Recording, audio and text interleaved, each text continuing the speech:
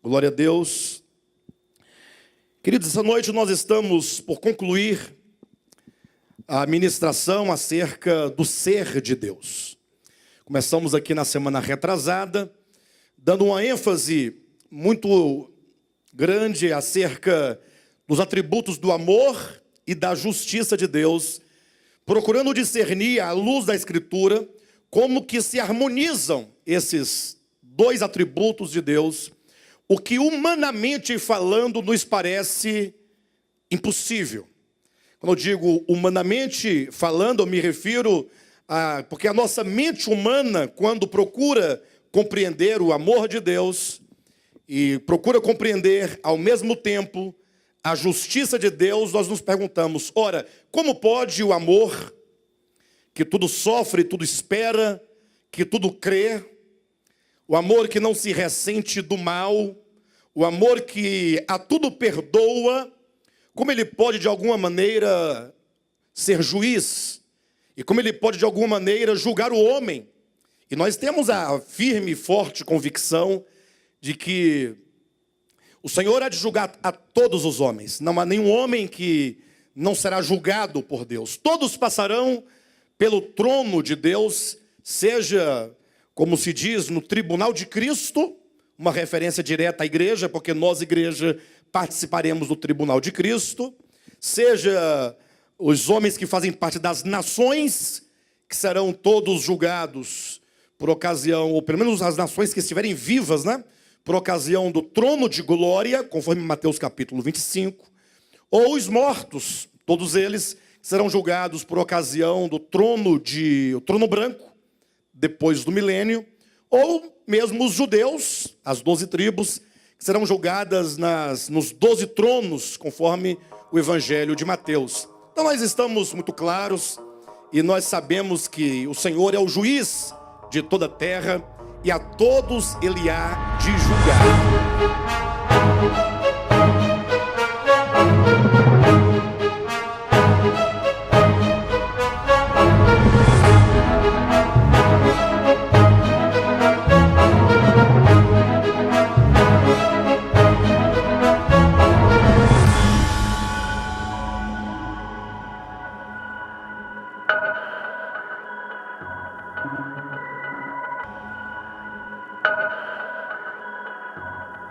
Então não há dúvida alguma com respeito ao amor de Deus, tampouco há dúvida com respeito à justiça ou reto juízo de Deus.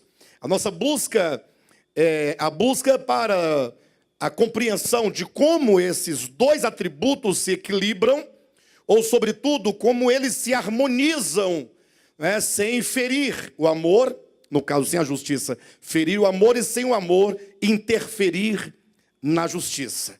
Esse equilíbrio é muito necessário que tenhamos para que nós sempre tenhamos no coração, um coração que descansa em Deus, sem medo, sem constrangimento, mas tão somente servindo a Ele por amor. Infelizmente nós vivemos numa época em que a maioria dos cristãos, teoricamente ou supostamente, servem a Deus movidos por sentimentos diversos. Ora, movidos pela ganância de se adquirir algo, ora movidos pelo medo de perder alguma coisa, ou de ser tocado pelos gafanhotos, ou mesmo de ir para o lago de fogo. E pouco nós vemos pessoas servindo a Deus porque o conhecem, Nós temos insistido nessa questão dos atributos de Deus e, sobretudo, do aspecto de conhecer a Deus, porque, como a Escritura nos declara, não há salvação real, não há salvação efetiva, senão por meio de conhecer ao Pai e conhecer ao Filho, aquele a quem Ele enviou. São palavras do próprio Jesus em João capítulo 17, versículo 3, quando Ele declara ao Pai, né, dizendo, e a vida eterna é esta, que te conheçam a Ti, o único Deus verdadeiro, e a Jesus Cristo a quem enviaste. Ou seja, por mais que haja da parte de todos nós um desejo profundo de sermos salvos ou de experimentar a salvação de Deus, não haverá uma salvação efetiva dentro de você, do seu coração, enquanto você servir a Deus meramente baseado em dogmas, ou em meras doutrinas, ou em meros rituais, ou meros comportamentos. A salvação, ela opera na mesma proporção em que se conhece a Deus. E todas as insistências nesse aspecto, nós fundamentamos aqui na primeira mensagem que foi ministrada no domingo retrasado, né? Demonstrando como que o diabo, que é o pai da mentira, desde o princípio, na multiplicação do seu comércio, na multidão do seu comércio, como ele tem profanado o nome de Deus. Não é sem razão que Cristo, quando ensina os seus discípulos a orarem, a primeira coisa que ele diz é: quando vocês orarem, deverão começar dizendo: Pai nosso que estás nos céus, santificado seja o teu nome. Ora, eu pergunto, por qual razão deveríamos nós orar para que o nome de Deus fosse santificado? Alguém poderia perguntar: ora, mas o nome de Deus é santo, e Deus é santo independentemente da minha oração, ou de eu orar ou não orar. Poderia um homem, um pobre pecador, orar ao Pai para que o nome do Pai fosse santificado? Só podemos entender o que significa isso quando nós partimos da própria palavra, seja no hebraico, no grego, no aramaico, seja em inglês, seja em português, seja em qual a língua for, que a palavra santificar, ela significa separar. Separar daquilo que é comum, daquilo que é profano, daquilo, de todas as coisas criadas. De sorte então que só faz sentido a oração para que o nome de Deus seja santificado, se na reconstrução de toda a história de Deus com a sua criação, nós percebermos como que o nome de Deus foi banalizado, foi vulgarizado, como que o diabo, o pai da mentira, por meio das suas muitas mentiras, dos seus sofismas, ele fez uma caricatura de Deus, falando que Deus não era bom, que Deus não era justo, que Deus não era longânimo, que Ele não era benigno. Pelo contrário, que Ele era um ser muito rigoroso, cruel, avaro, egoísta. De modo então que assim, nesse comércio, Ele conseguiu a terça parte dos seres angelicais, conseguiu a era pré-adâmica que havia sobre a terra, conseguiu até mesmo a própria humanidade, os homens, para junto de si. E Jesus, no capítulo 8 de João, leia o capítulo 8 de João, leia em oração, leia versículo por versículo, procure absorver os ensinamentos naquele capítulo. Jesus diz: olha, na verdade, vocês, ele se referia aos líderes da religião judaica, vocês querem me matar, porque vocês querem apenas satisfazer os desejos do vosso pai, que é o diabo. Ora, que quem diz aqui é o próprio Cristo encarnado. Falando do momento em que ele seria morto, ele diz: vocês querem me matar, porque me matando vocês estarão satisfazendo os desejos do vosso pai, que é o diabo. Em outras palavras, Jesus está dizendo que Satanás tem um desejo de tocar a Deus, ou no sentido de matar a Deus. Se ele pudesse destruir Deus de todo o universo, ele o faria. Como ele não pode, porque Deus é espírito, e Deus é maior do que tudo e todos, ele fez quando Deus se fez homem, quando ele se fez carne. Quando Cristo morreu na cruz do Calvário, por mão de homens ímpios e perversos, ali Satanás estava realizando o desejo do seu coração, conforme João capítulo 8, versículo 44, quando diz que o diabo, ele é mentiroso, e ele é o pai da mentira, e nele não há verdade, e ele mente desde o princípio de todas as coisas. De modo então, que conhecer a Deus, portanto, conhecer os atributos de Deus. Estava ouvindo aqui, inclusive, agora há pouco, salvo engano, a segunda canção que foi ministrada aqui nesta noite. No finalzinho, a igreja ficou repetindo várias vezes, dizendo: quero te amar mais, Senhor, quero te amar mais, Senhor. É uma canção baseada em João capítulo 14. E nesse capítulo é dito que Jesus, ele cumpria ou guardava os mandamentos do seu Pai, pela simples razão de que o Filho ama o Pai. Ou seja, é uma vida de serviço ao Pai, de obediência ao Pai, movido pelo amor, porque o Filho conhece o Pai. E enquanto nós, portanto, não tivermos o conhecimento real de Deus, talvez você ainda vai ficar fugindo de Deus, com medo de Deus, e fazendo qualquer coisa com medo de que a qualquer momento Ele possa lançar sobre a sua cabeça um raio. Não é sem razão que desde a infância, nós éramos bem pequenininhos, e nós ouvíamos, nossos pais cantavam para nós, lembram? Cuidado, mãozinha no que pega, lembra? O Salvador do céu está olhando para você. Mudei o tom, né? Cuidado, mãozinha no que pega, pezinho no que pisa, olhinho no que vê. E a criança ia crescendo pensando, né, naquele olhão.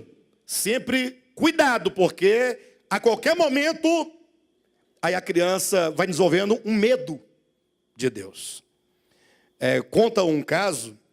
Certamente é uma brincadeira, uma piada, mas faz muito sentido, eu acredito, que uma certa criança, uma vez, foi ao dentista com a sua mãe, né, e estava lá sentado na sala de espera, aguardando o momento de ser chamado, né, e aí ela olhou assim e viu um crucifixo na parede e falou assim, mamãe, quem é aquele homem lá que está cheio de sangue, pregado? Falou assim, é Jesus, meu filho, respeita. A criança olhou e falou assim, bem feito. Talvez essa criança levasse no coração um tipo de medo. Talvez os pais tenham colocado no coração daquela criança de que a qualquer momento Jesus pode punir aquela pessoa, aquela criança. Então, no primeiro momento que ela teve, ela falou assim, bem feito, quem manda ficar colocando medo na gente, né? Por todos os efeitos, eu acredito que Deus está nos conduzindo para um conhecimento dele.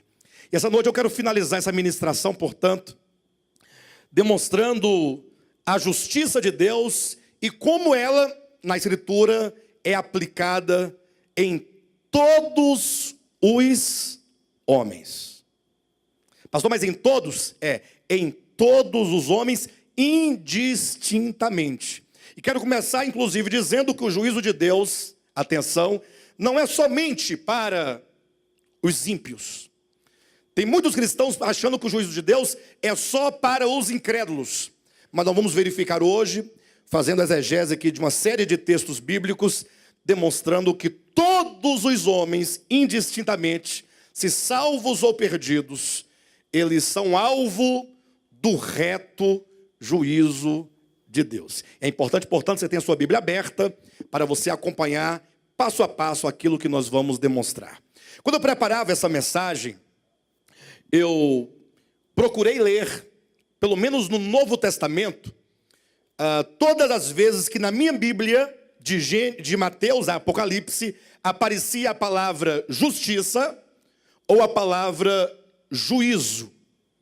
E só a palavra justiça eu encontrei no Novo Testamento 100 vezes a palavra justiça. A palavra juízo outras tantas vezes. E interessante que todas elas, ou pelo menos a maioria delas, eu digo a maioria, porque em português, na sua Bíblia, você vai encontrar justiça, justiça, justiça, justiça, tantas vezes. Mas quando você procura no grego, ou na língua grega, na qual a Escritura foi escrita, você vai perceber que há pelo menos 9 palavras para o termo que na sua Bíblia aparece apenas como justiça. Daí nós percebemos o quê? Que muitas vezes, quando você está lendo, você precisa saber qual é aquela exata palavra, naquele exato contexto que você está lendo, qual é o significado que ela possui. De todo modo, das 100 vezes, ou das 9 palavras, eu percebi que todas elas trazem uma raiz comum, e que significa simplesmente uma palavra proferida por um juiz, uma palavra, uma sentença de absolvição ou de condenação. É um termo forense, é um termo do direito. É exatamente o que faz um juiz quando julga uma causa. O que implica dizer isso é que Deus, Ele há de julgar a todos os homens, Ele é que pode ler o coração de cada um dos homens, e é Ele que pode declarar, portanto, se alguém porventura está salvo, ou se alguém finalmente está o quê? Perdido. De modo que em Hebreus no capítulo 4, eu quero começar por esse texto, versículos 12 e 13, o apóstolo nos escreve dizendo o seguinte, que a palavra de Deus, ela é viva e eficaz, e ela é mais penetrante que qualquer espada de dois gumes, de modo que ela penetra no ser humano, de modo a penetrar e separar juntas e medulas, de modo a separar alma e espírito. Veja que a palavra de Deus vai penetrando o ser do homem, e ele vai penetrando nas regiões, nos lugares mais profundos, onde olho algum ou mente alguma é capaz de pensar ou de penetrar o interior de um ser humano. E o texto vai dizendo ainda que a palavra de Deus é apta para discernir os pensamentos e os propósitos do coração. E é isso que garante que o julgamento de Deus, ele é reto. Que o julgamento de Deus, ele é de fato justo. Porque quando nós julgamos, e a nós homens foi vetado, né, o julgar uns aos outros, não julgueis, disse Jesus, para que não sejais julgados. E um dos motivos porque nós fomos privados de julgar uns aos outros é o fato que quando nós julgamos, nós geralmente não somos capazes de julgar verdadeiramente. Porque nós só conseguimos ver o imediato, só conseguimos ver a aparência. Mas aos olhos de Deus, aos olhos da palavra de Deus, como diz o versículo seguinte, o versículo 13 do capítulo 4 de Hebreus, todos os homens estão nus, estão patentes aos olhos daquele a quem havemos de prestar contas. E há um texto muito bonito que nós podemos trazer também para entender este momento em que seremos julgados por Deus. Está em Apocalipse capítulo 20, quando falando sobre o grande trono branco, João ele faz uma descrição simbólica dizendo: então se abriram livros, e ainda outro livro foi aberto, o livro da vida. Quando diz os livros foram abertos, fala dos corações dos homens. É no coração é que Deus lê exatamente aquilo que nós somos. Ou seja, Deus não se deixa levar pela aparência. Muitas vezes, quando nós julgamos que alguém está correto, muitas vezes nós podemos estar nos enganando. Ou quando nós julgamos ou condenamos alguém, podemos também estar nos enganando, porque nós não conseguimos ler o coração, não conseguimos ler a alma, não conseguimos ler os pensamentos, tampouco as intenções do coração e as intenções da nossa alma.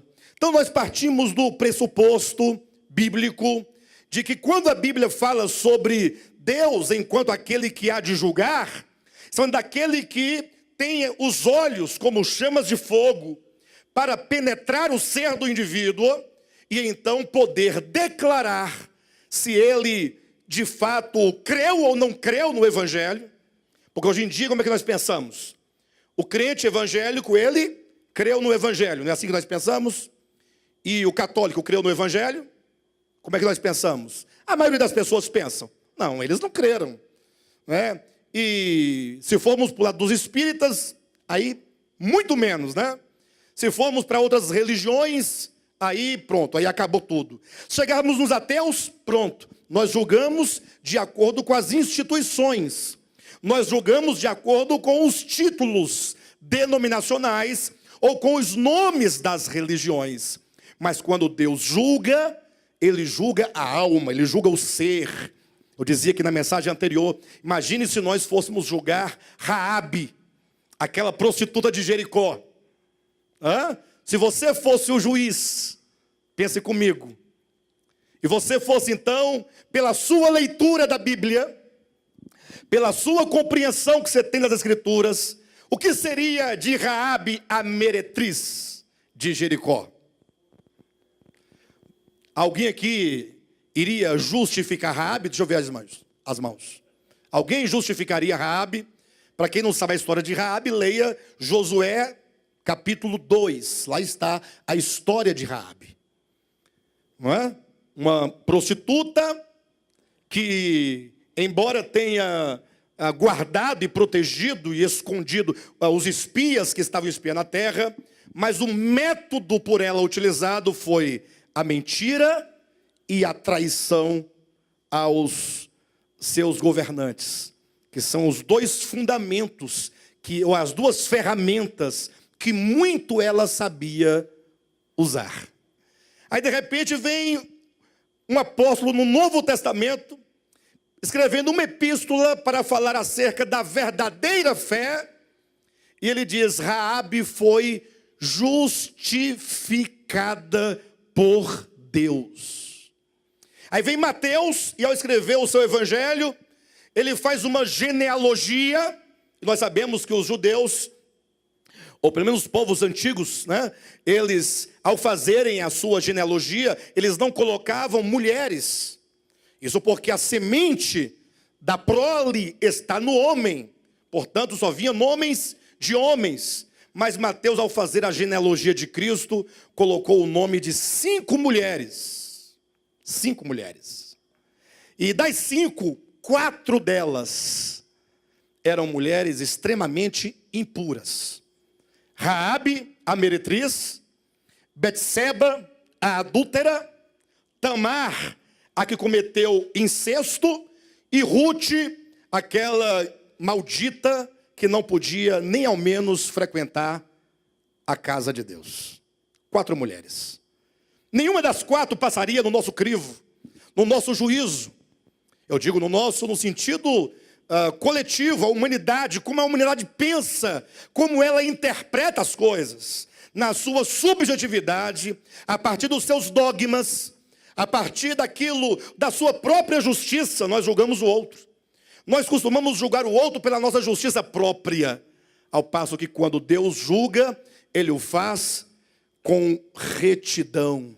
E, portanto, todos os homens serão julgados por Deus e receberão a exata medida daquilo que é necessário, ou a exata medida daquilo que deve ser recebido. E eu quero começar dizendo para os irmãos, entrando agora nos textos que eu selecionei para vocês, que o juízo de Deus, ele é necessário, mesmo que você seja um cristão. Abra sua Bíblia, vamos começar por aqui, em 2 Tessalonicenses, Epístola de Paulo aos Tessalonicenses, segunda epístola, capítulo 1. Todos encontraram? Capítulo 1 de segunda epístola de Paulo aos Tessalonicenses. Vamos ler a partir do versículo 3 em diante. 3 em diante. Irmãos, cumpre-nos dar sempre graças a Deus no tocante a vós outros, como é justo, pois a vossa fé cresce sobremaneira, e o vosso mútuo amor de uns para com os outros vai aumentando. Só uma perguntinha antes de continuarmos a leitura. O que vocês acham desta igreja de Tessalônica? Uma boa igreja? Olha o que Paulo está dizendo, que cumpria, que se desse graças a Deus no tocante a esta igreja. Era uma igreja abençoada. Era uma igreja espiritualmente próspera, porque é dito, pois a vossa fé cresce sobremaneira. Então a fé da igreja estava crescendo, e como diz mais, e o vosso mútuo amor de uns para com os outros vai o quê? Aumentando. Uma fé que cresce, um amor que aumenta. Essa igreja é uma igreja bendita, uma igreja abençoada, uma igreja espiritualmente próspera.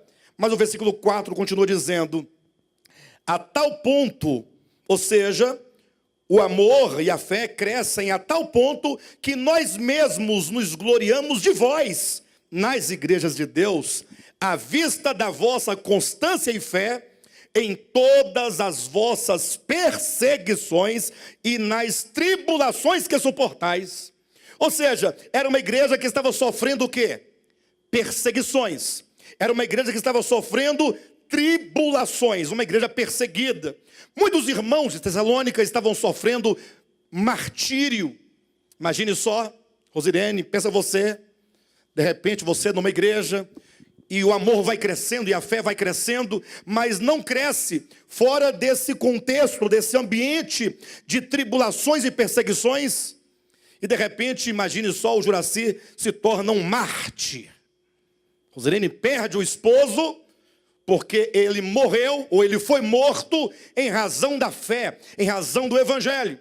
E ao invés de a Rosirene recuar, a fé cresce e o amor aumenta. Vocês percebem que é isso que está dizendo no texto, não? Versículo 5 traz uma resposta maravilhosa. Por que que o amor e a fé crescem em meio às tribulações e aos sofrimentos? Por que que a fé e o amor crescem em meio às perseguições e às tribulações que nós suportamos? Versículo 5. Sinal evidente. Sinal evidente. Sabe o que significa a palavra evidente? É um sinal que está diante dos nossos olhos. Ou seja, as tribulações e as perseguições que os crentes estavam sofrendo era um sinal, era uma demonstração clara e evidente de quê? De quê? O que diz na sua Bíblia? Sinal evidente do reto juízo de quem? De Deus, para que sejais considerados dignos do reino de Deus, pelo qual com efeito estáis sofrendo. Ou seja, se essa igreja era uma igreja cujo amor crescia e cuja fé aumentava mais e mais, certamente esse crescimento e esse amor era o resultado, de um lado, olha, humanamente falando, perseguições e tribulações. Quando você vê uma igreja sendo perseguida, passando por tribulação, muitas pessoas da igreja morrendo em razão, em virtude da sua fé no evangelho, e a igreja sofrendo a perda dos seus irmãos, famílias sofrendo a perda de entes queridos, porque os judeus perseguiam as igrejas, porque o Império Romano perseguia a igreja. O primeiro século foi marcado por uma perseguição muito grande contra a igreja, sobretudo por parte do Império Romano. Se você ler Hebreus capítulo 10, você vai observar como que o autor da epístola vai demonstrando quantos sofrimentos aqueles primeiros irmãos não passaram. Seus bens eram espoliados, tomados, eles foram presos, açoitados, degolados, crucificados, queimados, esquartejados. Então eu olho por uma perspectiva meramente humana e eu falo: Senhor, tende misericórdia da tua igreja. O teu povo está morrendo, está sofrendo, está apanhando. Por outro lado, eu preciso olhar que Deus está no controle de todas as coisas. Ou seja, Deus é soberano.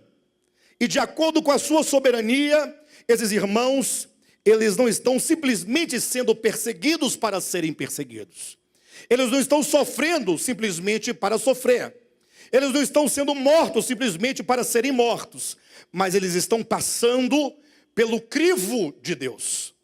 Eles estão sendo submetidos ao reto, palavras da epístola, do reto juízo de Deus. Para que eles tinham que passar por este caminho de sofrimento? Para quê?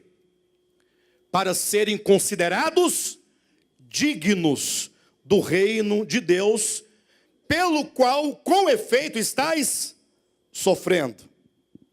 Versículo 7. E a vós outros que sois atribulados, ou melhor, versículo 6, desculpe-me. Se de fato é justo para com Deus que ele dê em paga tribulação aos que vos atribulam, e a vós outros que sois atribulados, alívio juntamente conosco, quando do céu se manifestar o Senhor Jesus com os anjos do seu poder, em chama de fogo, tomando vingança contra os que não conhecem a Deus e contra os que não obedecem ao evangelho de nosso Senhor Jesus. Estes sofrerão penalidade de eterna destruição, banidos da face do Senhor e da glória do seu poder. O que eu quero que os irmãos neste momento percebam nesta porção é que ele está demonstrando como que os santos, os crentes, a igreja, estava passando por tribulações, por angústias, por perseguições, ao que o apóstolo diz: isto aqui que está acontecendo com vocês é o juízo de Deus.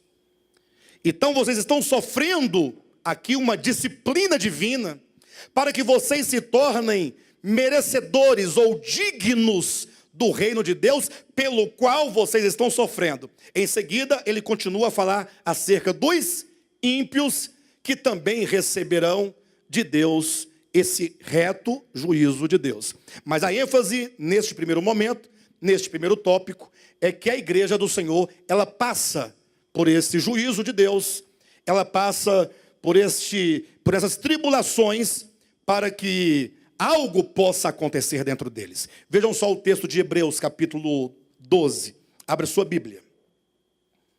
Veja como que a Escritura nos ensina a razão, o porquê que esse juízo de Deus é necessário para a sua igreja. E eu quero que vocês guardem no coração, porque daqui a pouco eu vou fazer uma pergunta para vocês. Você está vendo que a igreja está sofrendo uma perseguição, e essa perseguição é chamada de reto juízo de Deus. Guardem aí, para vocês me responderem daqui a pouco uma questão. Hebreus capítulo 12, versículo 9 e 10. Além disso, tínhamos os nossos pais, segundo a carne, que nos corrigiam e os respeitávamos. Não havemos de estar em muito maior submissão ao Pai espiritual, e então viveremos? Pois eles nos corrigiam, ou seja, nossos pais terrenos, né? Nos corrigiam por pouco tempo, segundo melhor lhes parecia.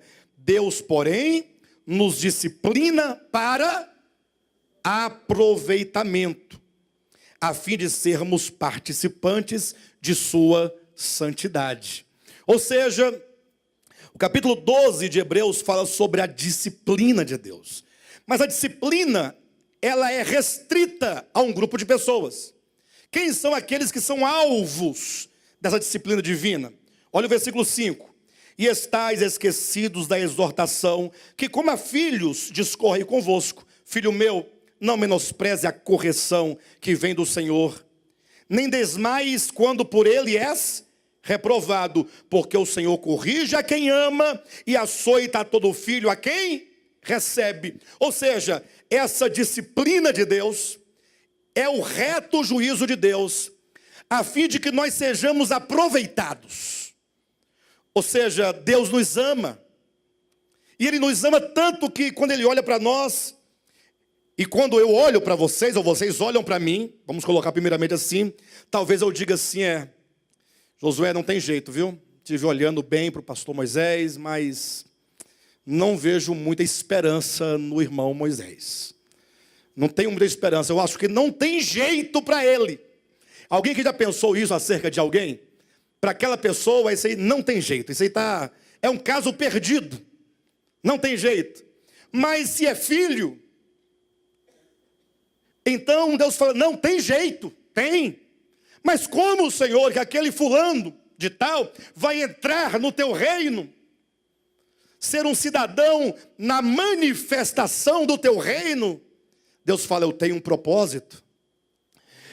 Olhando assim, grosso modo, eu diria que pode lançar na morte eterna, porque não tem jeito.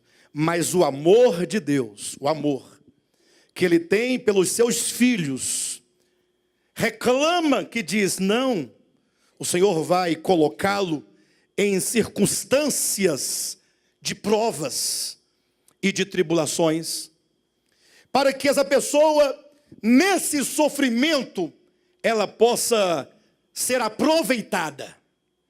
O fogo da provação vai nos corrigindo e nos endireitando. Olha, observe que não é Deus que está ali pesando a mão.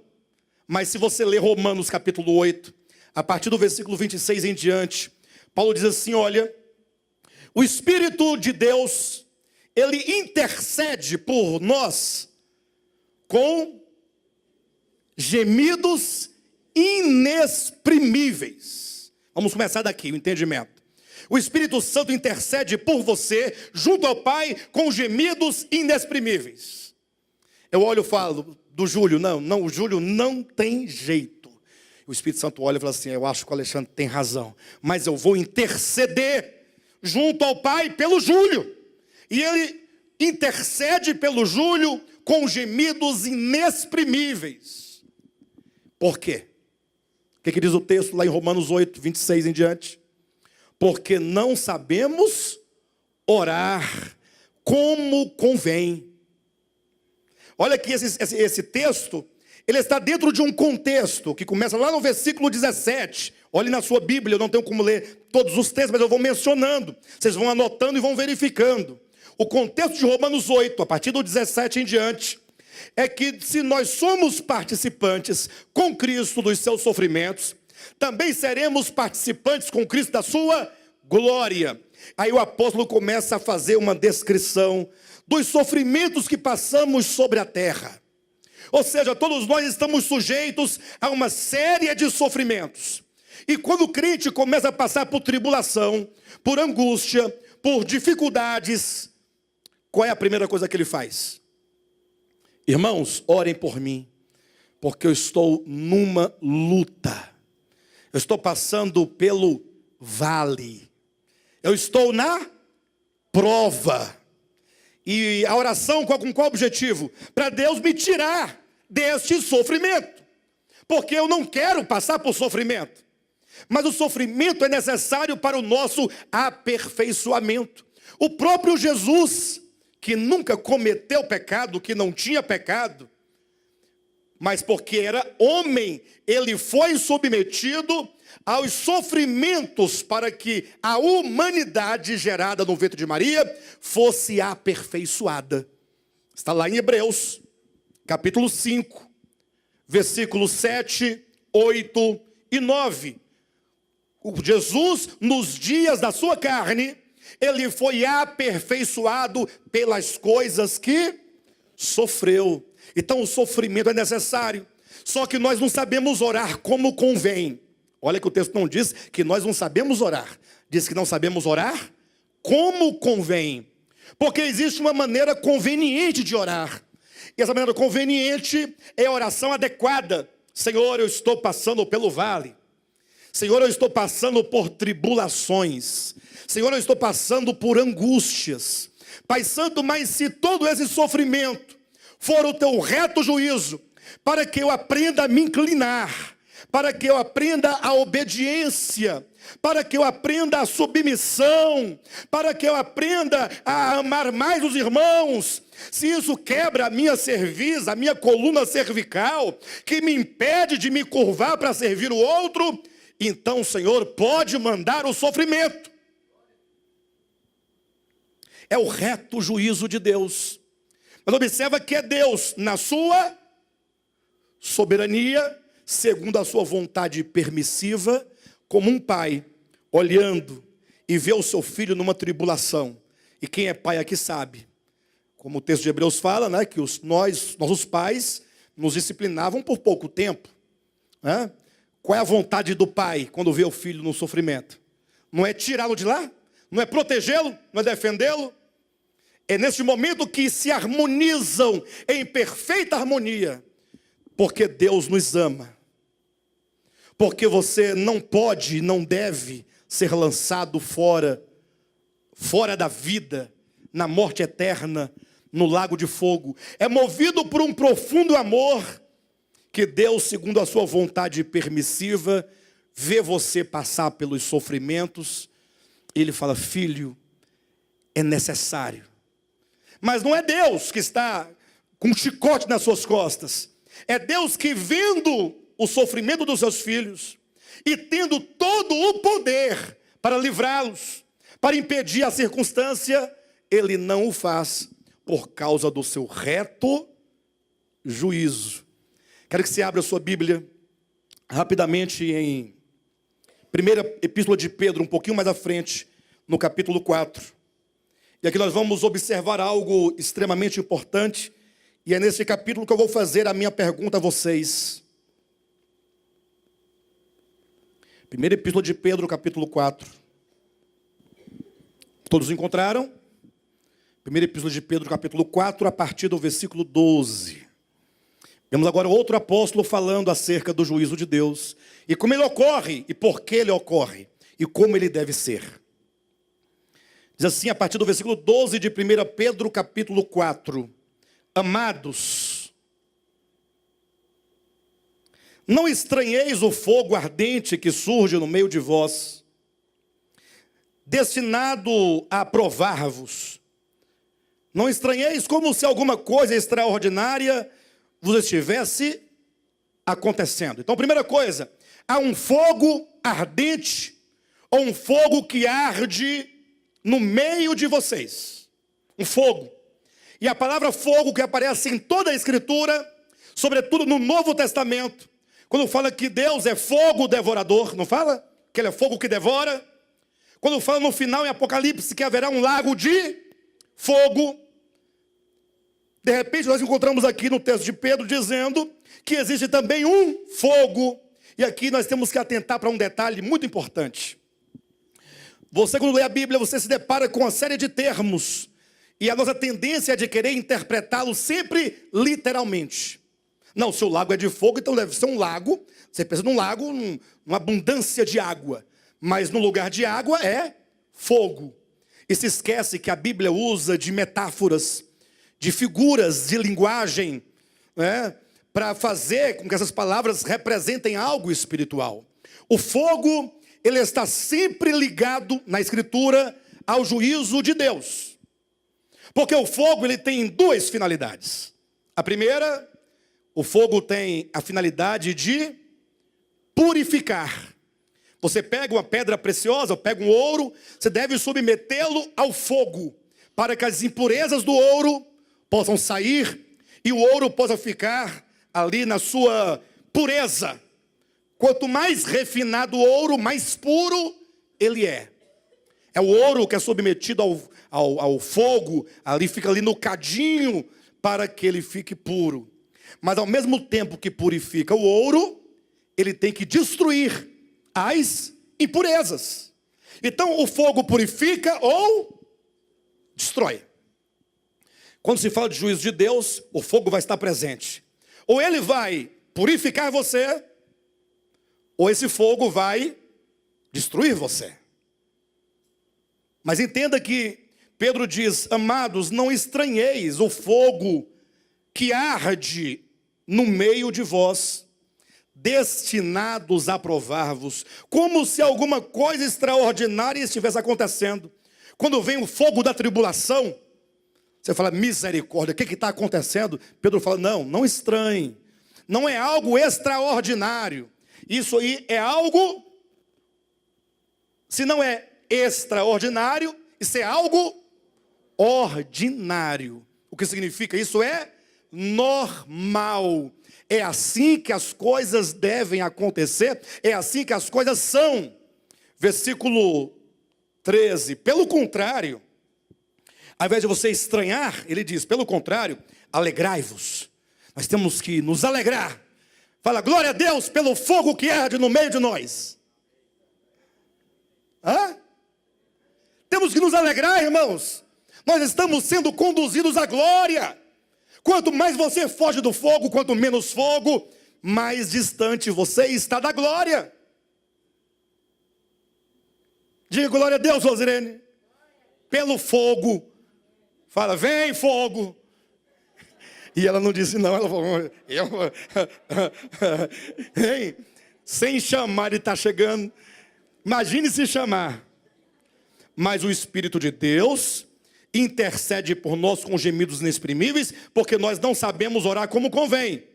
Porque o Espírito Santo, ele intercede por nós segundo a vontade de Deus. A vontade de Deus é que nós sejamos aperfeiçoados. Aí você ora: Senhor, tira o sofrimento de mim, tira esse fogo que está ardendo muito. Aí o Espírito Santo pega as suas orações e leva ao Pai. Aí quando chega diante do Pai, ele olha, a oração é para tirar o fogo. Aí ele pega e fala: eu vou orar a oração do irmão ao Pai, mas eu vou orar segundo a vontade de Deus. Porque ele não está orando segundo a vontade de Deus, ele está orando segundo a sua própria vontade. Aí o Espírito Santo fala assim: Pai, está aqui a oração do fulano de tal. Manda mais fogo. Manda mais fogo. É porque é segundo a sua vontade. Porque todas as coisas cooperam para o bem. Será que nós conseguimos ver no fogo o cumprimento do bem a nosso favor? Todas as coisas cooperam para o bem daqueles que amam a Deus e que são chamados segundo o seu propósito. 8:28 de Romanos. Quantos aqui amam a Deus? Então o fogo, o sofrimento, coopera para o seu bem. Quantos aqui são chamados segundo o propósito de Deus? Então os sofrimentos, as angústias da vida cotidiana, da vida diária, estão cooperando para o seu bem. Olha como nós temos que olhar a questão do reto juízo de Deus. O reto juízo de Deus não é uma coisa simplesmente apocalíptica. Não, é hoje. E nós vamos encontrar aqui, continue comigo aqui em 1 Pedro, capítulo 4. Pelo contrário, alegrai-vos, versículo 13, na medida em que sois coparticipantes dos sofrimentos de Cristo, para que também na revelação de sua glória vos alegreis exultando. E aqui há um detalhe.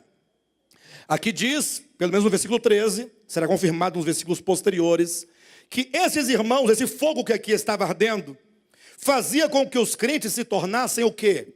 Coparticipantes dos sofrimentos de quem? De Cristo. É muito simples, né? Cristo sofreu por nós, viveu muitas tribulações nessa terra para nos salvar. Mas o Evangelho te convida a se tornar um coparticipante daquele sofrimento. Porque ele sofreu a favor de quem? Não é de nós? E agora quando você se submete ao sofrimento proveniente do próprio Evangelho, você não está colaborando com essa obra que ele realizou por nós? Ou não? Não está se unindo a ele nos seus sofrimentos? Saibam de uma coisa, queridos. Saibam de uma coisa. Isto que eu vou dizer para os irmãos, eu tenho experimentado na minha pele. Literalmente falando na pele. Bem, exageradamente falando na pele, né? Mas eu tenho experimentado, posso dizer. Quando Jesus contou a parábola, ele falou assim: quando a semente, que é a palavra do reino, entra no seu coração, logo virá o sol. Jesus disse isso na parábola do semeador. Virá o sol. E para que vem o sol? Jesus disse: o sol são as lutas e as tribulações provenientes da palavra. Para que possa saber se essa palavra foi acolhida mesmo ou não. Se você ama mesmo a palavra ou não. A provação virá. Jesus disse que o sol representa as tribulações por causa da palavra de Deus. Na medida que você vai conhecendo a Deus e a sua palavra, as provações virão. Para quê? Para que você possa acolher essa palavra, e essa palavra ser trabalhada em você. Você vai ser disciplinado por Deus, porque Deus te ama, e essa disciplina será o reto juízo de Deus para nos endireitar, para nos corrigir, para aproveitamento, a fim de sermos participantes da sua santidade. Continuando a leitura, versículo 14. Se pelo nome de Cristo sois injuriados, bem-aventurados sois, porque sobre vós repousa o Espírito da glória e de Deus. Então, quando você está sendo injuriado, perseguido, maltratado, por causa da palavra de Deus, o que acontece? Quando diz por causa da palavra, nós temos que entender as várias maneiras ou como isso pode acontecer. Pode ser em razão da defesa da sua fé, você é perseguido, ou como no caso da parábola do semeador, pode ser que quando a palavra vem e ela entra em você, e você fala: Senhor, que palavra abençoada, que palavra maravilhosa, eu quero essa palavra para mim. O Senhor diz: ah, é? Então eu vou te colocar agora dentro de um contexto no qual você vai ter que abraçar essa palavra, a despeito de quanto ela te faça sofrer. Porque abraçar a palavra e receber a palavra é como diz lá em Apocalipse capítulo 10. João, come este livrinho. João tomou o livro, representando a palavra de Deus, e ele comeu. E quando ele comeu é dito: na boca era doce como mel. Quando você ouve a palavra, que palavra abençoada, que palavra reveladora, que palavra bendita, quanta revelação. Mas quando ela é processada e ela chega ao seu estômago, é amargo como fel. Por isso que a palavra de Deus, ela é representada por uma espada. E se você ler atentamente, lá no livro de Efésios capítulo 6, quando diz que devemos nos revestir de toda a armadura de Deus, e o apóstolo Paulo começa a representar cada parte dessa armadura, dizendo que o capacete representa a salvação, que a couraça representa a justiça, que o escudo representa a fé, que os calçados representam o evangelho, que o cinturão representa a verdade. Ele fala da espada do Espírito, que é a palavra de Deus. E se você buscar no texto lá, na palavra grega para espada, você vai ver que é uma espada curta, uma espada pequena, que os romanos não usavam para desferir golpes contra outros. Mas o entendimento é que a palavra, ela é usada contra você mesmo. Contra você mesmo. Mas como? Contra mim mesmo? É porque quando você se depara com a palavra, você também se depara com você. Você vai ver que há uma distância entre o que a palavra de Deus diz e aquilo que você é. Falávamos na quarta-feira aqui acerca da fé. Quantos cristãos pensam que creem em Jesus e estão longe de crer?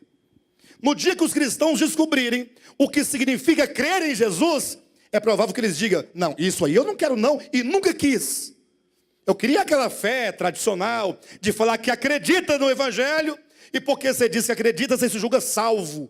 Mas salvação que não salva efetivamente o homem da sua consciência caída, do seu coração de pedra, não é salvação. É sofisma.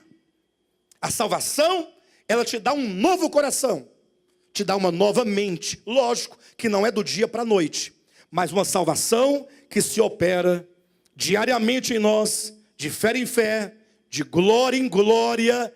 Ela vai ser sempre uma espada contra o seu ego, contra a sua natureza caída. Razão porque Cristo disse: aquele que ama a seu pai, a sua mãe, a seu filho, ou o que quer que seja, ou aquele que ama a si mesmo mais do que a mim, não pode ser meu discípulo. Eu queria tanto ser discípulo de Cristo, não pode ser meu discípulo. Porque o evangelho é um convite. Quem quiser vir após mim. Olha que convite bonito. Quem quer ir após Cristo? Todos querem. Mas enquanto os apelos que são feitos nas igrejas, é dito: olha, essa sua decisão, ela te traz juntamente com a sua decisão uma exigência, ou que sejam duas. Se alguém quiser vir após mim, negue-se a si mesmo. Tome a sua cruz e siga-me. E siga-me. É o evangelho. Palavras de Jesus. Eu falava da canção que nós cantamos aqui, que a igreja repetia, né? Quero te amar mais, Senhor. Quero te amar mais, Senhor. E eu cantando também, eu pensei no momento: será que a igreja, a nossa igreja, o de volta à palavra, não vou dizer nem de Goiânia e nem de São Paulo, e nem do Rio, e nem do Rio Grande do Sul, nem da Bahia, do Ceará, de Taguatinga, nós aqui já entendemos por que nós devemos amar ao Senhor mais e mais. Isso já foi compreendido. Eu receio que não. Que nós precisamos entender profundamente o significado da vida cristã. Porque quando você diz, Senhor, eu quero te amar, você está dizendo, Senhor, eu estou tomado de aversão por ti. Essa aversão é o meu velho homem, é o meu ego, que ainda insiste nas mentiras do diabo, que ainda acredita na vingança, que ainda acredita no ódio, que ainda acredita que devemos fazer justiça com a própria mão, que ainda acredita que devemos desferir um golpe quando recebemos o primeiro, que ainda acreditamos que só se vence quando você sobe um degrau, quando acreditamos que nós nascemos para ser servidos e não para servir. Amar ao Senhor é renunciar toda mentira e todo engano que disseram, ou que foi dito acerca de Cristo. E conhecendo a Cristo, você possa então amá-lo. E amando-o, você poderá agora servi-lo por amor. Paulo disse, o amor de Cristo nos constrange. Sabendo nós isto, que um morreu, para que todos vivam. E vivendo, não vivam mais para si mesmos, mas viva para aquele que por nós morreu. Vamos agora viver para Ele, para o reino dEle, para a glória dEle. Mas vejam que essas palavras, elas são fortes. Quando nós pensamos viver para a glória de Deus, a gente fica, glória a Deus. Mas eu pergunto, e aí, e agora? Na hora de nós projetarmos a nossa vida, para que a nossa vida e o nosso viver, e a nossa família, e o nosso ser, e os nossos recursos, e as nossas famílias sejam efetivamente para a glória dEle. Efetivamente para o reino dEle. Porque falar é fácil. Agora, e na hora de você entregar a si mesmo, é a hora que nós entendemos o quanto que a palavra de Deus, se digerida, eu digo se, porque a maioria coloca na boca e cospe lá fora. Seria mais ou menos a semente que cai na superfície da terra e vem os pássaros e come. Não fica nada.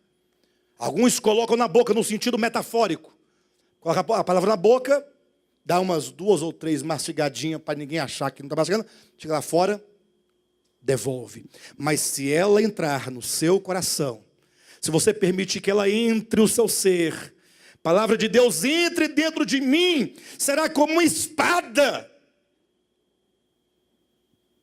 Lembra que o que foi dito acerca de Maria, mãe de Jesus? Quando é dito lá no texto de Lucas, capítulo 2, salvo engano, em que quando ela diz assim, olha, que se cumpra em mim a vontade do Senhor. Olha, isso é sério, irmãos. Não sei se vocês estão me entendendo o que eu estou dizendo. Talvez se não entender hoje, entende amanhã, daqui a 10 anos. Mas um dia nós todos vamos ter que entender que quando alguém diz que se cumpra em mim a vontade do Senhor, é dito, eis que uma espada traspassará a tua alma. Porque isso vai de encontro à nossa humanidade caída, aos nossos desejos mesquinhos. E é por isso que o reto juízo de Deus nos alcança a nós todos. E o conselho que eu poderia dar à igreja, se é que eu posso dar algum conselho para alguém, é que cada um de nós possa olhar para cada situação. Aqui nós temos pessoas diversas, cada uma pessoa que passa por uma situação diferente. Passa por um perrengue diferente. E se não passou, já passou. Se não está passando, já passou. Ou vai passar. Mas não tem jeito. Cada um pegue a sua circunstância. E ao invés de falar, Senhor, me tira do perrengue, você fala, Senhor, aproveita essa circunstância e a transforme num bem para o meu bem porque eu amo a ti. E eu fui chamado segundo o teu propósito. Use tal ou qual circunstância para fazer-me inclinar, para fazer-me entender, para fazer-me compreender a obediência pelo amor e não pelo medo. Conduza-me no caminho da santificação, do aproveitamento, da salvação da nossa alma. Tiago, falando sobre isso, disse: acolhei a palavra de Deus, que é poderosa para salvar a vossa alma, mas só salva quando acolhida.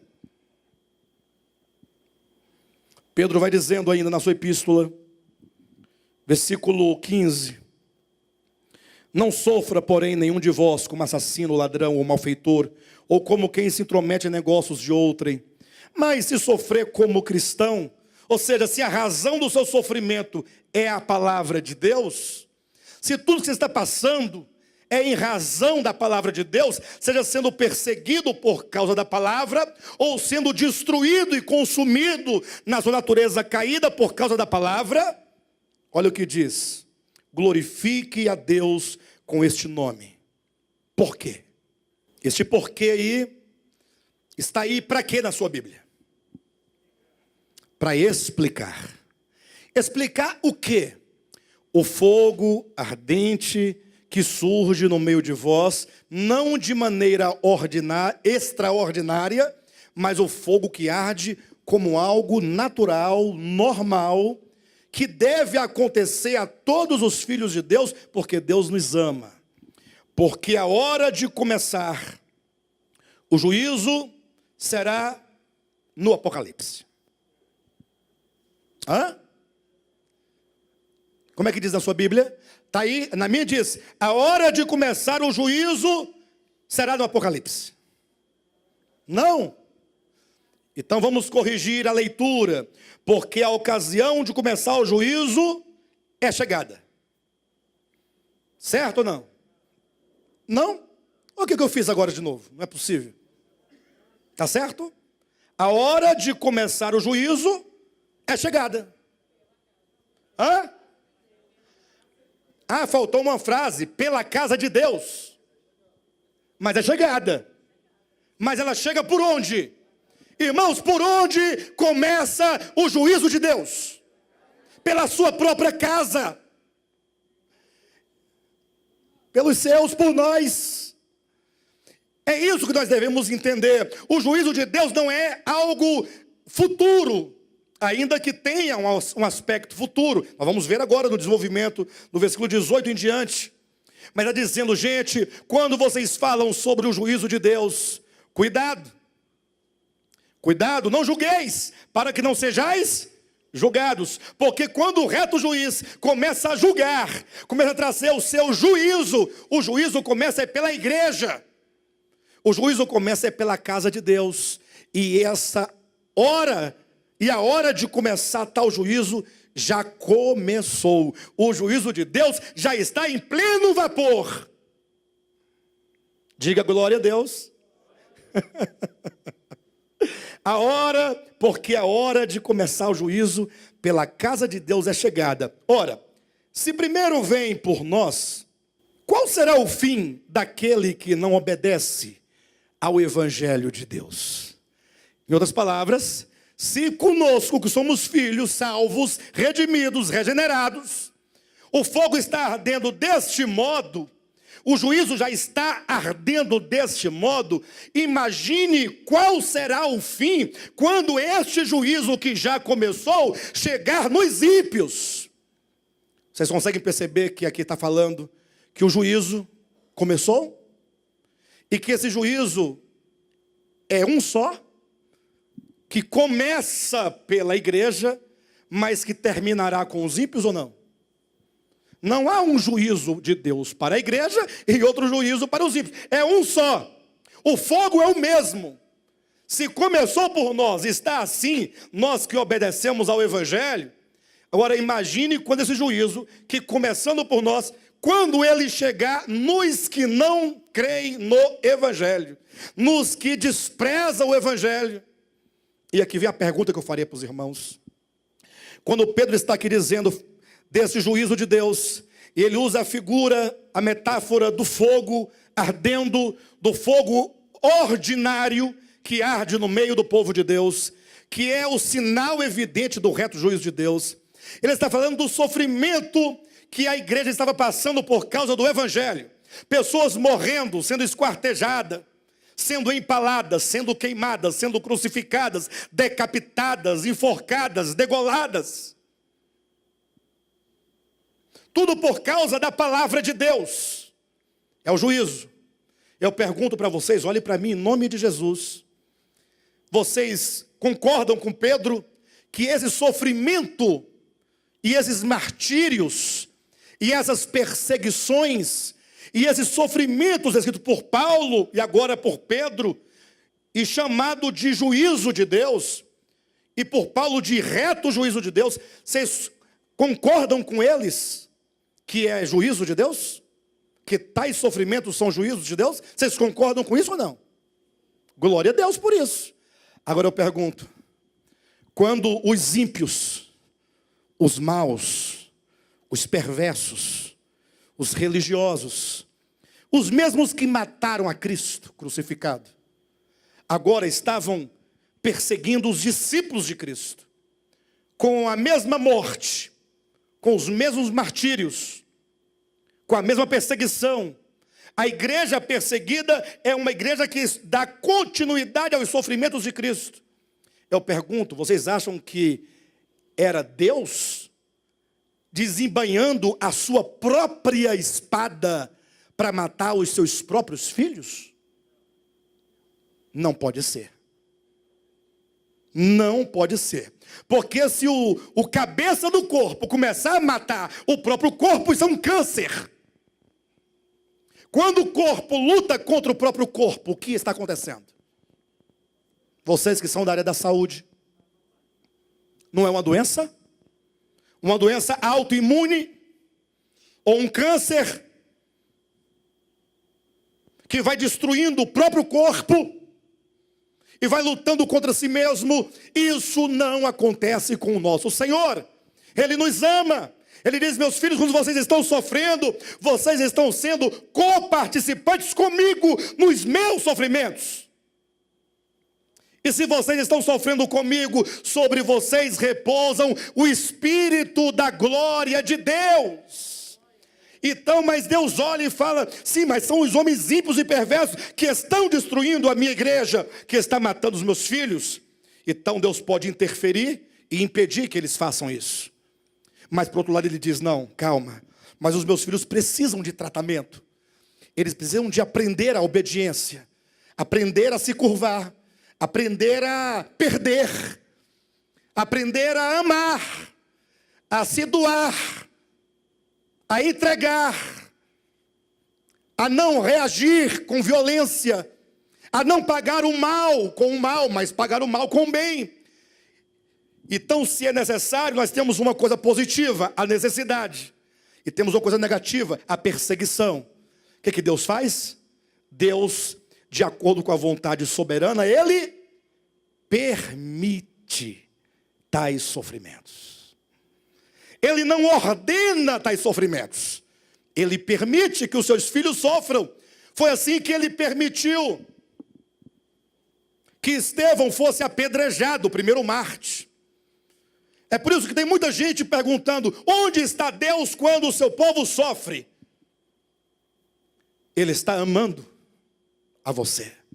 E porque Ele te ama, Ele fala, filho, aguenta firme. É necessário. E no meu juízo contra ti, quando eu olho para você, eu vejo em você um tanto de eivas no seu caráter.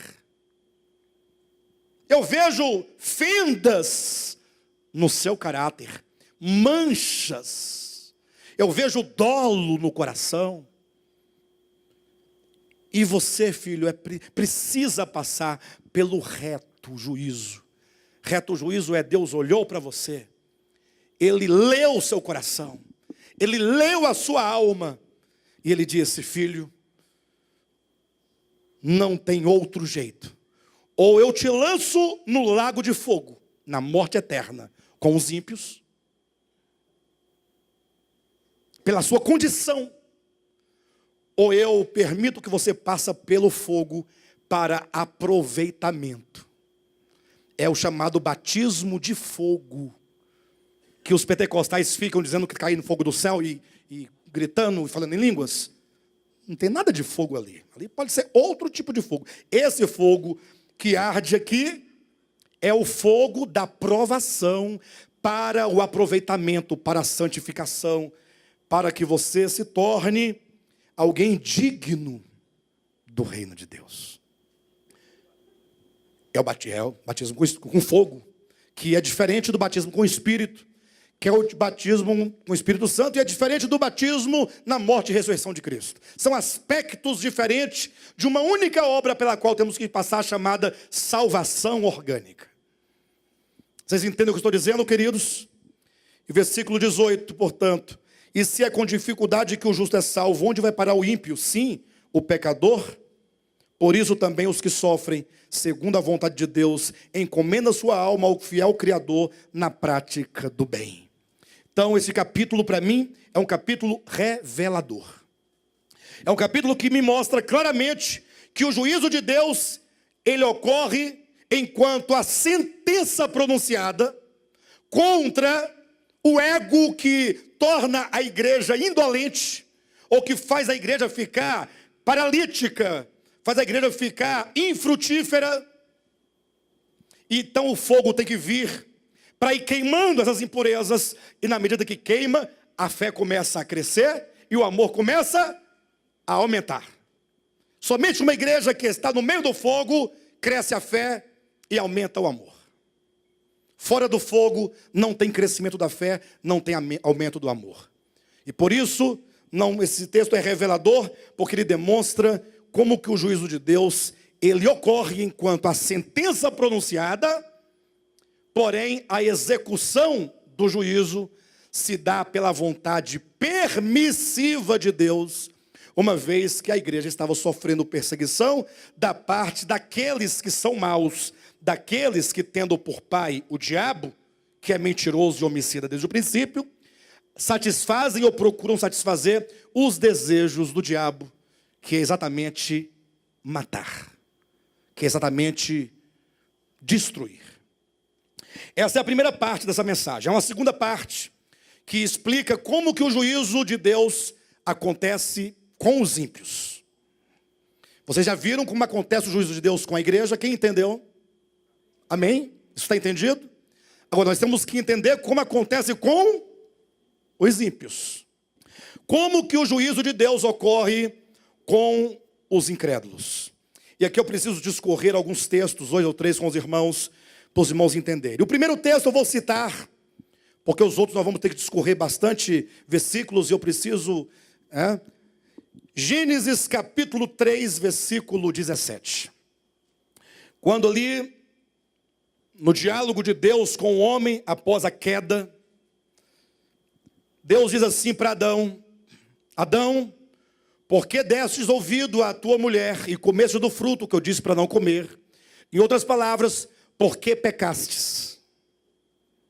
Maldita será a terra. Observa que Deus não está lançando nenhuma maldição sobre a terra. Ele declara que a terra agora está sob maldição por causa do pecado de Adão. Entenda isso. Ou seja, agora a terra, ela vai passar por vários sofrimentos e por gemidos por causa do pecado do homem. A terra está sob maldição. Isso é basicamente o que disse Paulo em Romanos capítulo 5, versículo 12. Assim como por um só homem entrou o pecado no mundo e pelo pecado a morte, assim a morte passou a todos os homens, porque todos pecaram.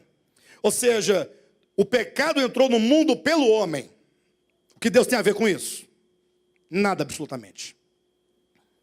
Nada.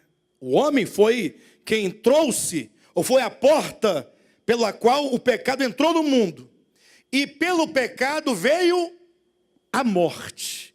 A morte vem de onde, irmãos? Do pecado.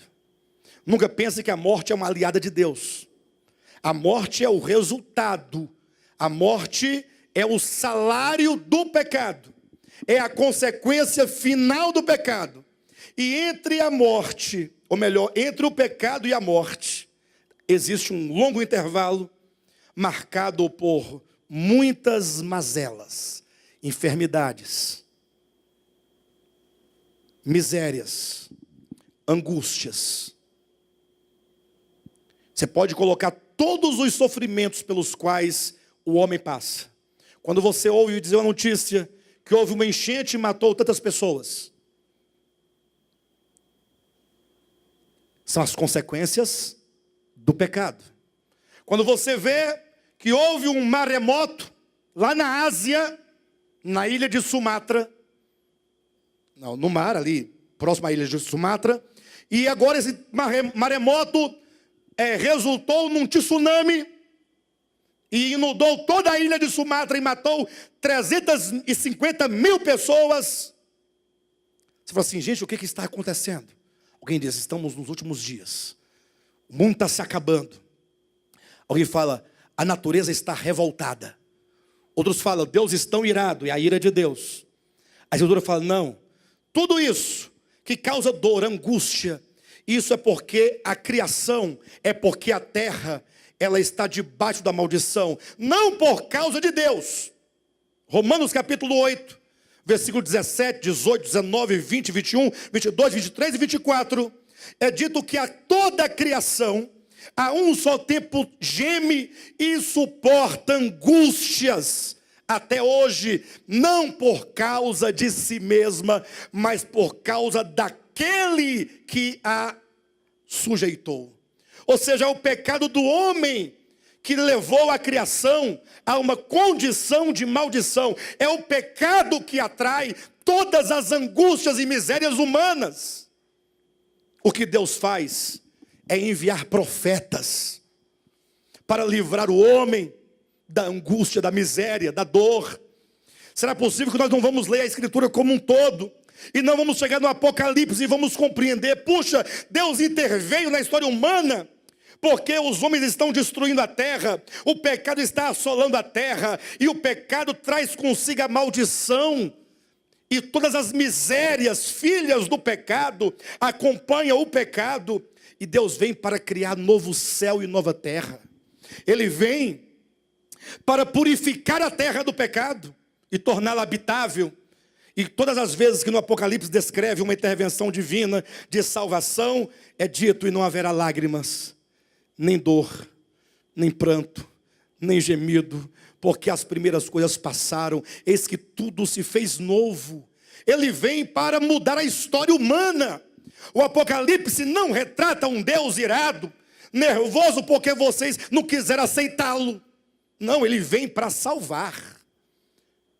E a descrição no Apocalipse é interessante, porque quando todos aqueles chamados juízos de Deus, e são juízos de Deus, juízos por quê? Porque Deus olhou, Deus leu a história humana, o coração humano, a vida humana, e ele então, como um juiz, ele proferiu a sentença, do modo que olhando ele para a sua igreja, proferiu a sentença. Por que nós devemos passar pelo fogo? Porque devemos nós passarmos pelo batismo de fogo, pelos sofrimentos? Porque ele nos julgou, ele julgou o necessário para o nosso aperfeiçoamento. No Apocalipse, ele enquanto juiz, também sentenciou.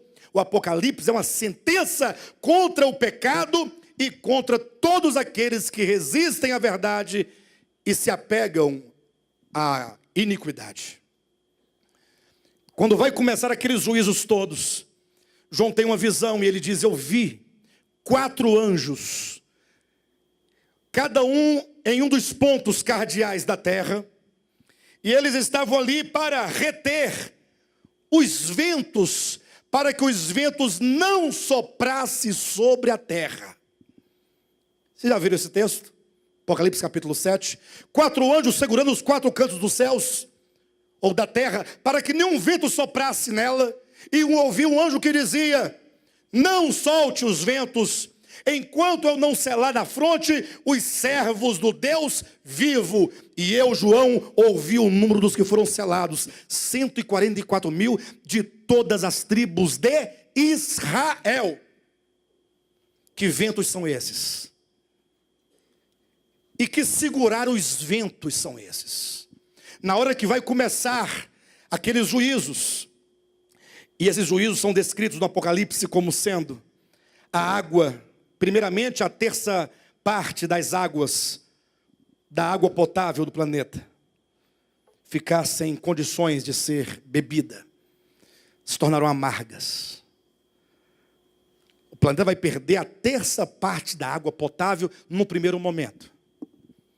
Depois é dito que a terça parte da erva, da relva, das árvores serão consumidas. Depois é dito que os céus vão se escurecer de tal modo que o sol não dará a sua claridade, vai ficar negro como saco de crina e a lua vermelha como sangue, porque fumaça saía do poço do abismo e encheu o ar de fumaça e escureceu o sol e a lua. E agora João diz que meteoros eram lançados sobre a terra, e esses meteoros caíam, de sorte que caíam pedras de 50 quilos sobre os homens. Uma chuva de saraiva, chuva de pedras. Ora, o que está acontecendo? As ilhas sendo movidas dos lugares, e os homens desesperados correndo. Será Deus lá de cima tacando raio, brincando de tacar raio nos outros? Porque um Deus que joga raio na cabeça do outro, ou no caso da criatura, ele está brincando. Seria mais ou menos você, para você ter uma ideia. Imagine só, você está na sua casa, veio uma formiguinha e mordeu o seu pé. Aquelas bem pequenininhas que quando morde ficam uma vermelha, coça. Aí você fala assim, agora eu vou bolar um plano para eu me vingar dessa formiga. Você vai ao formigueiro e começa a brincar com elas, porque você é maior, não é? Aí você pega, esquenta uma água bem quente, fervendo, e começa a derramar devagarzinho dentro do formigueiro, só para ver elas correrem. Quando elas correrem, elas não podem correr mais do que você. Você cerca ela à frente dela e joga na frente dela para ela correr para o lado oposto. Quando ela correr para lá, você cerca e fica ali infernizando, porque você é maior do que ela. Gente, Deus é maior do que tudo. Deus é grande, é poderoso, Ele é imenso. Ele transcende a todas as coisas. O universo inteiro existe nele. E quando o universo acaba, ele continua a ser eternamente, sempre. Como é que ele pode ficar jogando raiozinho? O que acontece no Apocalipse é a terra dando seus últimos gemidos de angústia. É a própria criação gemendo, angustiada, por causa do pecado do homem, que sujeitou a terra às suas maldições, às suas misérias. E isso é demonstrado primeiramente. Por que as coisas ainda andam em ordem? Por mais que o homem explore o planeta e tire da terra o ferro, e vai tirando da terra as pedras preciosas, as rochas, e o homem explora a terra, explora o mar, explora os rios, tirando a areia, e o homem está destruindo as matas, cortando tudo. E por que nós ainda podemos viver bem neste planeta? É porque a terra é muito forte? É porque os 4 anjos estão segurando.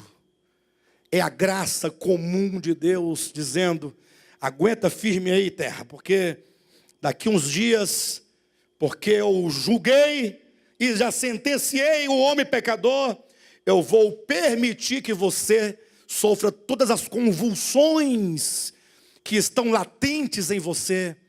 O que hoje nós estamos vivendo é Deus segurando os ventos, conservando a terra em perfeito equilíbrio, para que nenhum dano aconteça à erva verde, aos homens. É Deus no controle. O que será o juízo de Deus? É Deus dizer aos anjos, venham, Os homens querem viver sem mim. Deixem eles. Quando os anjos soltarem os 4 ventos da terra, os ventos vão soprar sobre a terra. Vocês entendem que o próprio Apocalipse nos dá a chave, dizendo: hoje tudo está sob controle porque os anjos estão mantendo a ordem. O que será o juízo de Deus? Deus fala assim: soltem, venham, deixem. Os homens querem? Deixem. 2 Tessalonicenses capítulo 2, rapidamente. 2 Tessalonicenses capítulo 2. Todos os juízos que vierem a ocorrer dentro do Apocalipse são o resultado do soltar os 4 ventos. Não soltem, por enquanto. Quando a ordem for para soltar, significa: deixe o homem viver como ele quer viver, nos seus próprios pecados. E aí ele receberá, como fruto do seu próprio pecado, as maldições do seu próprio pecado. Capítulo 2, a partir do versículo 1. Irmãos, no que diz respeito à vinda de nosso Senhor Jesus Cristo e à nossa reunião com Ele, nós vos exortamos a que não vos demovais da vossa mente com facilidade, nem vos perturbeis, quer por espírito, quer por palavra, quer por epístola, como se procedesse de nós, supondo tenha chegado o dia do Senhor. Então, o que está dizendo? Calmem, não fiquem ansiosos, angustiados, achando que o dia do Senhor chegou. Ainda que algum espírito diga que já chegou, não é assim. Ainda que alguém escreva uma carta e assine com o meu nome, não fui eu. Não dê crédito a isso. Por quê? Versículo 3. Ninguém de nenhum modo vos engane, porque isto não acontecerá sem que primeiro venha a apostasia e seja revelado o homem da iniquidade, o filho da perdição. E aqui estão 2 detalhes. A vinda do Senhor não acontecerá sem que primeiro venha a apostasia. Sabe o que é apostasia? Simples, sem entender. É o amadurecimento do pecado.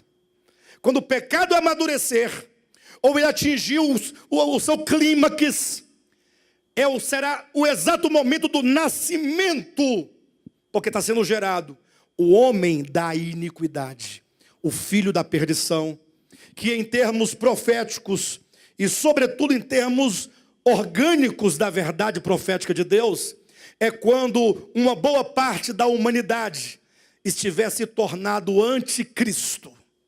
É um homem coletivo anti-Deus. Não se esqueçam, para Deus só existem 2 homens, Adão e Cristo. 1 Coríntios capítulo 15, versículo 47. Tem um homem que é da terra, outro que é do céu. Versículo 45, tem o primeiro homem e tem o segundo homem. Ou seja, a humanidade é sempre coletiva.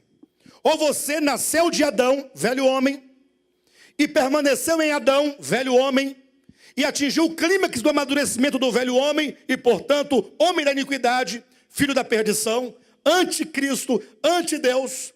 Ou você creu no Evangelho, e embora tendo nascido de Adão, você morreu com Cristo, e renasceu em Cristo, e de Cristo se tornou um membro do corpo de Cristo. Agora ele é o cabeça e nós somos o corpo, é portanto um novo homem. E esse homem está também em processo de crescimento e de amadurecimento. E ao amadurecer, nós teremos ali o novo homem plenamente conformado à imagem de Deus, o homem crístico e profético que há de reinar sobre toda a terra. Aqui, portanto, fala que primeiro deverá vir a apostasia, ou seja, quando os homens derem as costas a Deus. Quando os homens chegarem no terceiro nível da queda. Primeiro nível, ilusão. Quando Adão se iludiu e achou que poderia ser igual a Deus. Ainda tem chance para esse homem. Deus, próprio Deus, prometeu o Salvador. Mas ele decai mais um degrau. E ele chega ali em Caim, capítulo 4 de Gênesis, em que este homem se afasta da presença de Deus, vai para uma terra distante chamada Nod, e lá ele cria uma civilização sem Deus. Mas ainda há chance para este homem, porque este homem, ele apenas tomou o seu próprio caminho. Mas quando chega no terceiro nível, que é no capítulo 10 e 11 de Gênesis, quando chega em Nirod, este homem agora em Nirod é um homem da iniquidade, é um homem perverso, é o homem da apostasia, é o homem que fala assim: pessoal, vamos definitivamente virar as costas ao eterno. Vamos criar a nossa própria civilização, criar a nossa própria cidade, construir uma torre e que ele venha. Nós somos, no caso Nimrod significa forte caçador com um arco voltado para a face do Criador. Cada um com seu arco, deixa ele vir. Quando ele vier, todo mundo atira nele. Nós podemos, nós temos força. A apostasia vai ser o momento em que os homens darão as costas a Deus. E esse homem da iniquidade vai ser forjado, portanto, e consumado. Será dado à luz. E este homem é aquele que se opõe, se levanta contra tudo que se chama Deus ou é objeto de culto, a ponto de assentar-se no santuário de Deus, ostentando como se fosse o próprio Deus. Ou seja, a consumação da promessa da serpente: sereis como Deus. E agora esse homem se assenta e ele se considera como se fosse o próprio Deus. Versículo 5: não vos recordais de que ainda convosco costumava dizer-vos essas coisas, e agora, neste momento, no caso no momento de Paulo, mas como nós ainda não veio a apostasia, nem se manifestou o homem da iniquidade, esse agora também é agora, no nosso atual momento, sabeis o que o detém. Opa, peraí. Sabeis o que o... então esse espírito do anticristo, de que fala João na sua primeira epístola, no capítulo 4. Esse mistério da iniquidade, de que diz Paulo, aqui no versículo 7 deste mesmo capítulo e livro. Este homem da iniquidade, esse anticristo, por que que ele não se mostra logo? Ele não se revela logo? Por qual motivo você acha que ainda existe algum senso de justiça neste mundo? Porque você acha que ainda existe um certo respeito e um certo amor pelo semelhante onde nós vivemos? Porque nossos políticos são bons, nossas leis são boas, ou nós somos bons? Por que que ainda você tem uma certa liberdade de andar, de sair, de viajar, com um pouco de medo? Rio de Janeiro ninguém quer ir para lá por enquanto. Tudo bem. Mas, de maneira geral, você ainda não está andando, sorrindo, divertindo, e ainda você ainda recorre às autoridades humanas, e você consegue ainda algum direito, ou que a justiça comum possa fazer, reivindicar o seu direito? Sim ou não? Porque ainda existem esses princípios na humanidade. Porque o homem da iniquidade não se revelou. Se deixasse a humanidade por conta dela sozinha, se Deus não segurasse todos os homens com cordas, com laços e com algemas, há muitos homens já teriam se pervertido completamente. A humanidade está sendo segura por Deus, os impulsos controlados por Deus estão sendo mantidos pela mão de Deus, do modo como a terra ainda tem uma certa estabilidade, porque as mãos de Deus seguram o planeta, como está em Apocalipse 7:1, os 4 anjos segurando os 4 ventos da terra. Ou seja, o que nós vivemos hoje é Deus segurando os homens e Deus segurando a terra, porque se Deus soltar, a coisa fica feia. Você vai ver o seu próprio cônjuge te golpear com a faca porque você crê no Evangelho. Seu filho te matar. Os homens passarem a entrarem num nível de degradação cada vez maior e perdendo o senso, o pudor, o respeito, o amor, a justiça. E o mundo virá um caos, uns contra os outros. Inclusive há um juízo no Apocalipse em que diz que os homens se matarão uns aos outros. É um juízo. Mas Deus vai colocar um espírito para colocar um, para matar o outro? Não. É porque esse homem da iniquidade, que é capaz de tudo e de qualquer coisa. Não pense você que você é bom, que você pratica justiça ou alguma retidão, ou tem algum pudor porque você é melhor do que o outro. Não, isso é Deus que te sustenta, que te segura, que te retém. E não pense que a humanidade caída sem Deus ainda olha para você e te respeita, e é obrigada a conviver com você em harmonia, porque eles são bons. Não, é porque Deus é quem está segurando. O homem da iniquidade, ele vai surgir e se manifestar enquanto apostasia, enquanto rebelião completa, quando aquele que o detém não mais o detiver. Olha na sua Bíblia, versículo 6. E agora sabeis o que o detém, para que ele seja revelado somente em ocasião própria. Versículo 7. Com efeito, o mistério da iniquidade já opera, e aguarda somente que seja afastado aquele que o detém.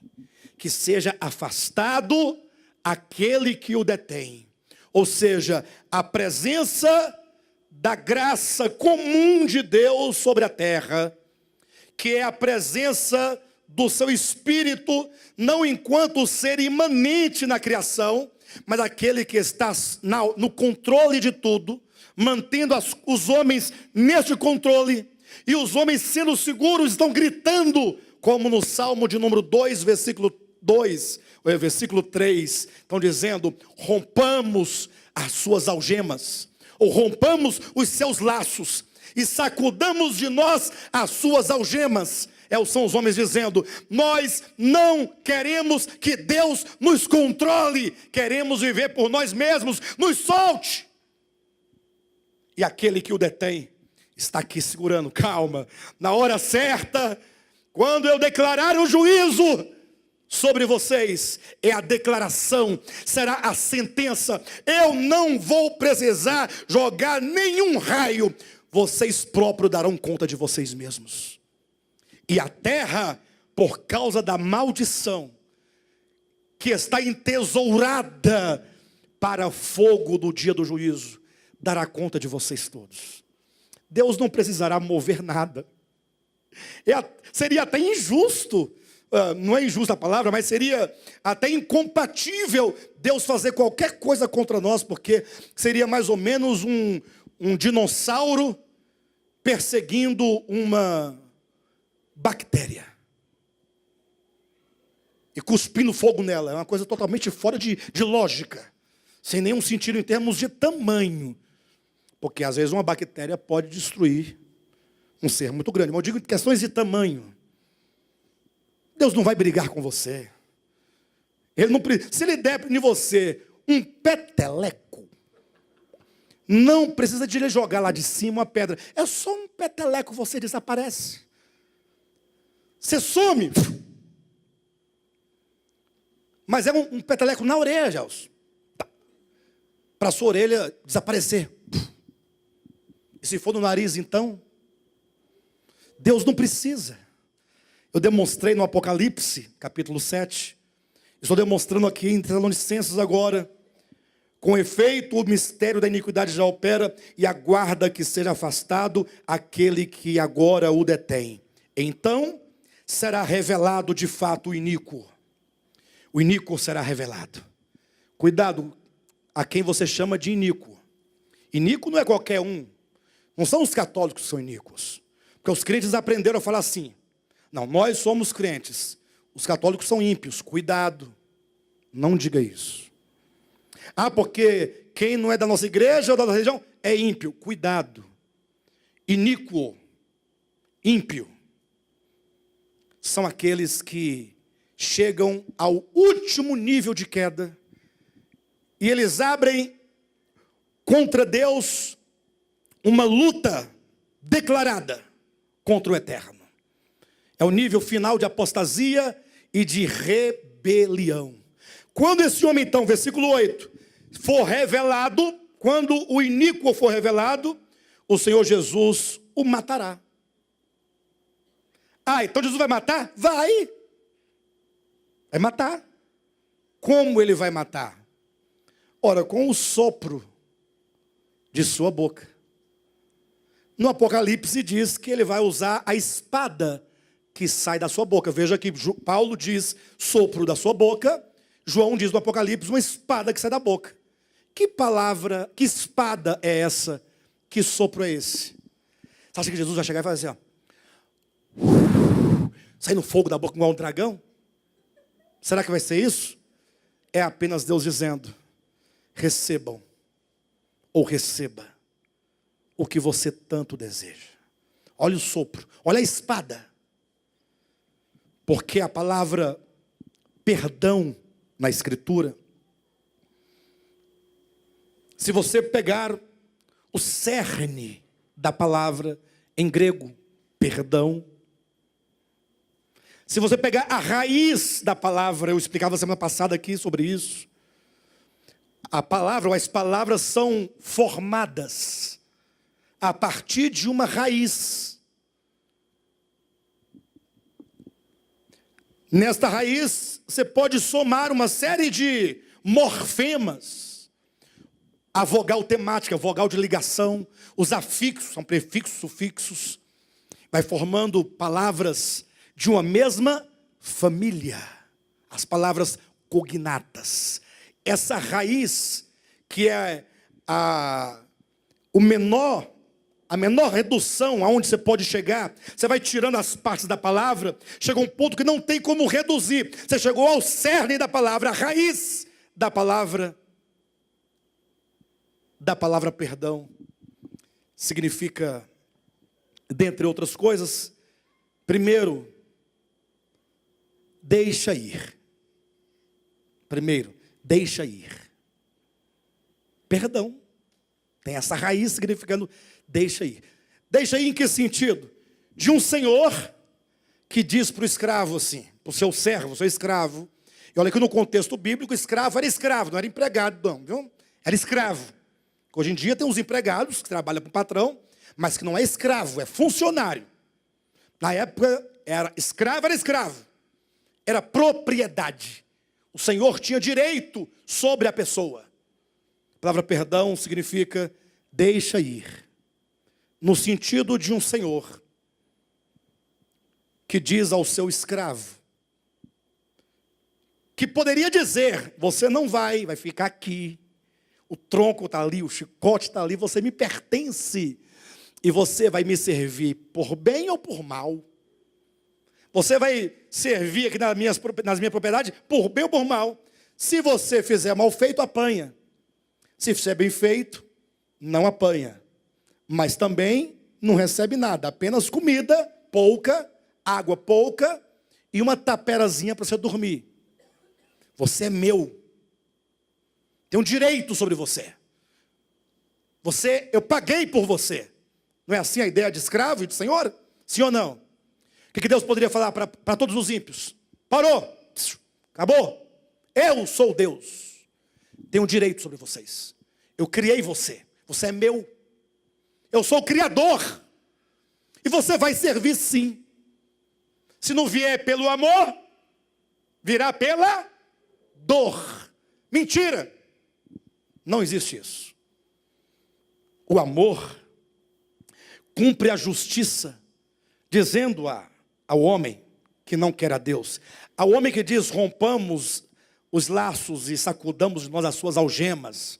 O homem que diz: eu não quero depender de Deus, eu odeio a Deus, eu não o amo. Este será lançado no lago de fogo, a saber, a segunda morte. Morte, ser extinto completamente. Deus dirá: você me pertence, eu criei você, mas porque eu sou amor, o amor perdoa, o amor deixa ir. Aquele que pertence está livre. Você quer viver sem mim, fora da vida, por si mesmo? Eis aí o perdão eterno. Pode ir para fora da vida. Lago de fogo. Por isso que a palavra perdão, na sua raiz, também traz a ideia de divórcio. Por incrível que pareça, eu ia pedir para o Gilson postar aqui para a gente, o dicionário do grego bíblico, para nós vermos essas acepções, mas não foi possível. Ele não está aí hoje. para você ver a palavra perdão, e nós irmos ao étimo da palavra, e você ver lá, pode ir. Aquele que tem direito sobre o outro, dizer, vai, eu não vou segurar você. Você está livre para ir embora, para sair da vida. Por isso que é dito que esse homem iníquo será destruído pelo sopro da sua boca. Quando Deus disser, vai. E este homem for lançado para dentro do lago de fogo, a saber, a segunda morte. E para quem não tenha nenhuma dúvida em ninguém aqui, Judas capítulo 1, versículo 7, diz que assim como Sodoma e Gomorra foi destruída, a destruição de Sodoma e Gomorra é colocada como exemplo do fogo eterno. Aquela destruição física é exemplo do fogo eterno. Vai hoje lá onde eram as cidades de Sodoma e Gomorra e você vai encontrar o mar morto, ausência de vida, banido da existência. Será neste momento quando Deus disser para os ímpios, vocês querem viver sem mim? Então, vão. E eles forem banidos da vida. Quando todo o universo agora olhar para Deus. E se cumprir aquela palavra que Paulo diz aos Romanos capítulo 3. Seja Deus verdadeiro e todo homem mentiroso. Naquele dia em que Deus for julgado e for justificado. Ou seja, todas as mentiras que o diabo falou contra Deus, dizendo que ele era mau, perverso e tirano. E Deus teve toda a história para na história se revelar como amor, puro amor. E para Deus se revelar como justiça. E na sua justiça dar ao homem tudo o que ele merece por causa dos seus pecados, sem que Deus tenha que mover a mão. Apenas dizer, colha então tudo aquilo que você quer. O salário do pecado é a morte. Mas você vai morrendo, mas vai ouvindo, o dom gratuito de Deus é a vida eterna. Volte-se para Deus e tenha dele as mãos estendidas, é o dom gratuito, é vida eterna. Morte provém do pecado. E Deus não obriga ninguém a servi-lo. Quando todo o universo vir ali Deus, como esteve Jesus olhando para Jerusalém, e as lágrimas rolando no seu rosto, e os homens indo para fora da vida, para a perdição eterna, para o extermínio eterno, para a morte eterna, e Jesus dizendo, quantas vezes eu quis ajuntar todos vocês, como a galinha ajunta seus pintinhos debaixo das asas, mas vós não quisestes. Quantas vezes? Quando o universo vir, os homens colhendo cabalmente o juízo eterno, e Deus apenas dizendo, ainda dá tempo, basta você se voltar a mim. Mas eles não amam a Deus, e forem banidos da vida, quando anjos, arcanjos, querubins, serafins, homens e seres de toda a natureza e espécie, de todo o universo, vir isso, toda língua nos céus e na terra, vai declarar, só o Senhor é Deus, e todo joelho se dobrará diante dele. Agora o universo poderá servi-lo eternamente, porque conheceu que Deus é amor. E sendo amor, praticou toda a justiça.